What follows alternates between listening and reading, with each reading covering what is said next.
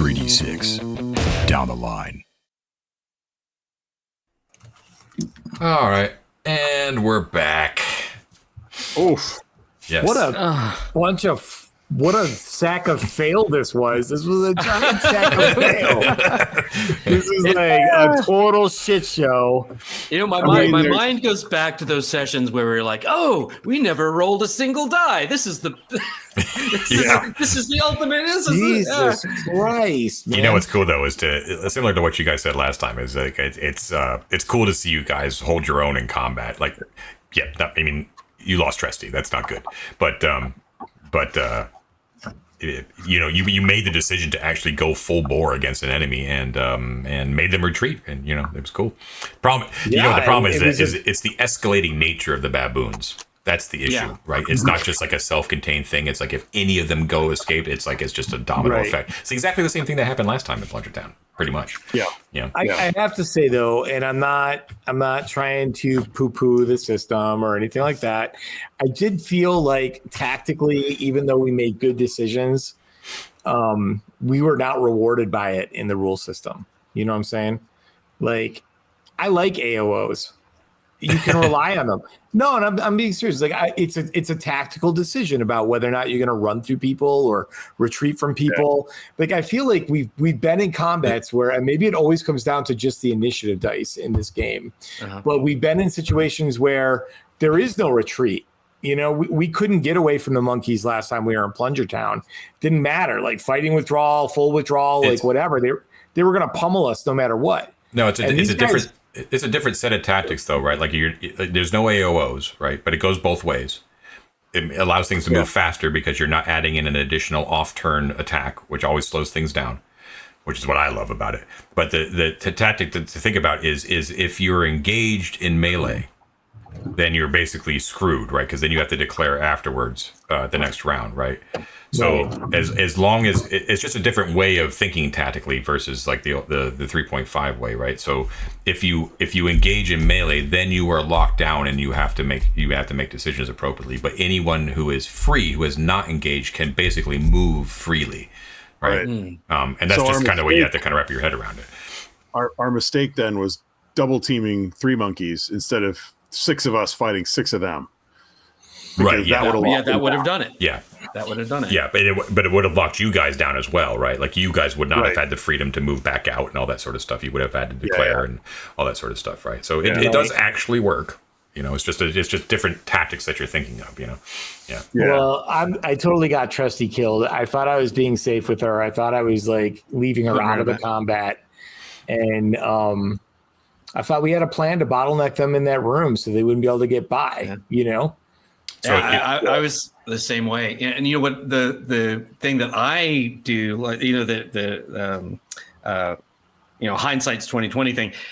I think that going in there and casting hold person on all of those guys in there could have really changed that. And like instead of holding it out for later, letting it go in that room. Yeah. That was good. When I saw, but we did do it. Right. Yeah. But when I saw those first couple of monkeys go down so fast, I'm like, I don't even think we're going to need this. Like we got the back door covered. You guys got the front door covered. We got this. It wouldn't have worked though, man, because we had silenced Niall to get in there in the first place. Right. So you were in that silence the entire time, except for when they left. Yeah, he could. You know, I could have had him like move back a little bit. There was also the risk too. Like you rolled well for the whole person, and I rolled badly, so that whole person was very effective when you did cast it. But it very easily could have gone the other way. You could have gotten one. You could have gotten one dude. You know, or nothing. And so like the key, at least in my mind, the way I kind of work it out in my head is the way to bottleneck or the way to prevent people is like you need to lock them down. Like you basically need to engage, or you can think outside. That's just like in the mechanics of the game. But there are also other ways. Like if you put up a barrier or something like that, or completely block off an exit or something like that. Of course, then I can't move through that, or they would have to take time and all that kind of stuff, you know. But if it's just people like in a scrum and in melee, like where they're distracted and all that kind of stuff, anyone who's not engaged, I could totally see just being able to move through, right? You know, you could do that, like if you know. I mean, what if we had just brainstorming here, right? What if Mort and Goran had gone all the way east, gone up through that door to the north, and come around the other side, right? And said, we place ourselves in this entrance to this room, and our whole point for being here is no one gets past us. Yeah. So, like, would that have worked? Yes. Yeah, that would have worked because you would have been like a physical barrier, basically. Like you wouldn't have had like a reaction roll or anything like that to attack anybody, but it's just they would not have been able to move past without engaging you. Like they would have had to engage. In this situation, it was more that like every PC or NPC was engaged with something else and therefore distracted. Right. And so anyone who was not engaged, the baboons that were not engaged, were able to slip by. Yeah. That's the way it worked. Yeah. Because we were in a melee in a 20 by 30 foot room. Correct. Which means people moving around and dodging and weaving and ducking and stabbing. Yeah. Okay. Right. I'm with you. Yeah. I'm with you. Yeah. I do have to agree with Mike on the whole. I thought the AOO was one of the really cool bits of 5e. No, that's not a 5e thing. That's a 3rd edition thing. No, I know. But 5e is what we most recently played. I was just really like but they AOO. actually got rid of the AOO in 5e. There isn't one. That's like an advanced.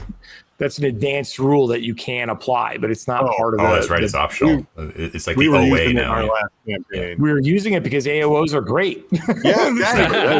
AOOs are like one of my favorite mechanics from that whole combat system. One of the many house rules that I have for combat and stuff like that is like because I really firmly believe after reading all these different things is the way that one of the great ways to speed up combat is to reduce the amount of times that the normal sequence is interrupted by additional things that happen. That's where it slows down. That's why 4th edition combat was very, very satisfying tactically as a mini game to play, but it took forever. Right, like if you were just playing that as a combat game, love it, no problem. Like, but that's like a miniatures game. That's just like a miniature skirmish game. Sure. With this kind of free flowing, where the whole point of it is exploration and not combat. Like you need it to be quick and deadly. Move. And so therefore, there are no multiple attacks for PCs. Right, there is no reaction rolls and all that sort of stuff.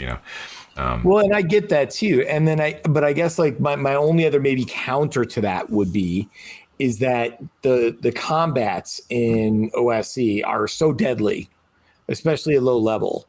If you don't have that layer of tactical stuff to apply over the top of it, then it negates kind of like the player's ability to apply our own knowledge, like our own tactical skill to a situation, right? Like it's like, I totally agree that this system is 1000% better for exploration and it moves fast and it's fun. I think what I'm noticing though is as we start getting into more fights, I'm like, well, back in my 3.5 edition, I would be like, we're going to take this corner. We're going to be on this corner. And I am a natural, tactical player like that. Like that's what I did. And that's, so it's just an adjustment period for me as well. Yeah, it's just a different way of thinking tactically. It's like those tactics that work for miniatures games just don't work in this kind of combat. Yeah. You know what I mean? Yeah. And I mean, to your point, we're all, as much as we've been playing, we don't fight all that much. Like we've been so low level, we haven't fought all that much, to your point, right? Yeah. Right.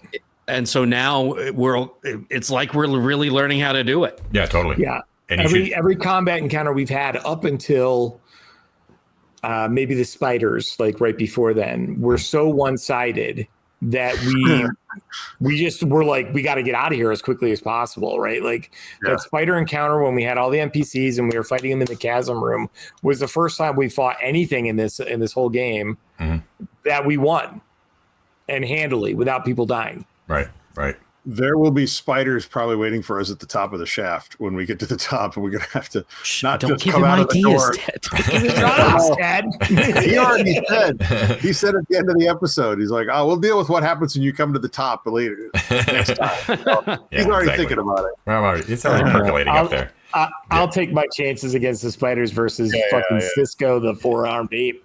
But if you're feeling your oats, like you're like, oh, we can actually handle ourselves in a fight, then I definitely encourage you to like look at like the way I modified. Like you want to look at like the traits the different weapons at, because this is like I always wanted to see this stuff come into play, but you guys have been rightfully so very, very cautious. So understanding like what advantages certain weapons have in certain situations and all that kind of stuff. We saw it come into play with like the pole arms and stuff like that. What weapons have brutal, which ones have deadly, which which melee, which missile weapons have very short ranges so that I can get that +1, and all that stuff is kind of pretty fun to kind of assess. Basically, Right. Yeah. So, Right. anyways, twas very fun. How are we looking for next week?